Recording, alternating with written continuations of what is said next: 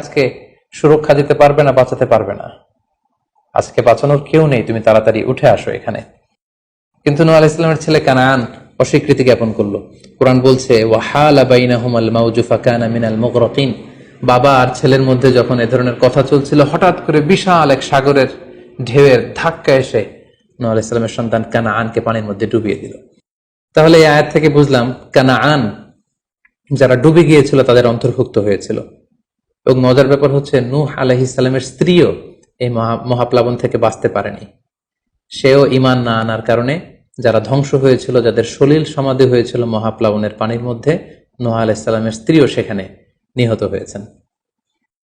এখন একটি প্রশ্ন এসে দাঁড়ায়, সেটি হচ্ছে যে এটা কি একটা গ্লোবাল ডিজাস্টার ছিল কিনা? এটা কি ইরাকের সেই সাউদার্ন পার্টেই শুধু এই বন্যাটা হয়েছিল, না গোটা বিশ্বব্যাপী হয়েছিল?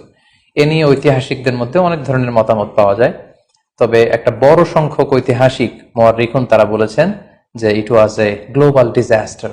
এই ফ্লাড, এই বন্যাটা ছিল গোটা বিশ্বব্যাপী। কারণ আল্লাহ তাআলা কোরআনে বলেছেন, নূহ আলাইহিস সালামের বদদুয়ার কথা বলেছেন। নূহ আলাইহিস সালাম বলেছেন যে রব্বি লা তাযার আলাল আরদি মিনাল কাফিরিনা দাইয়ারা, হে আল্লাহ, এই জমিনে একজন কাফিরকেও আপনি বাঁচিয়ে রাখবেন না। সো এই আর্থ শব্দটা প্রমাণ করে তিনি গোটা বিশ্বের দিকে ইঙ্গিত করেছেন।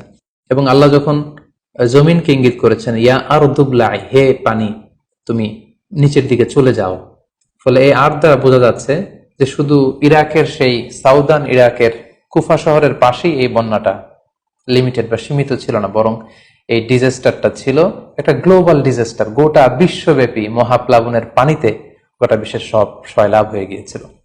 40 দিন এই বন্যাটা কন্টিনিউ করেছে এবং 40 দিনের এই সময়ে মহাপ্লাবনে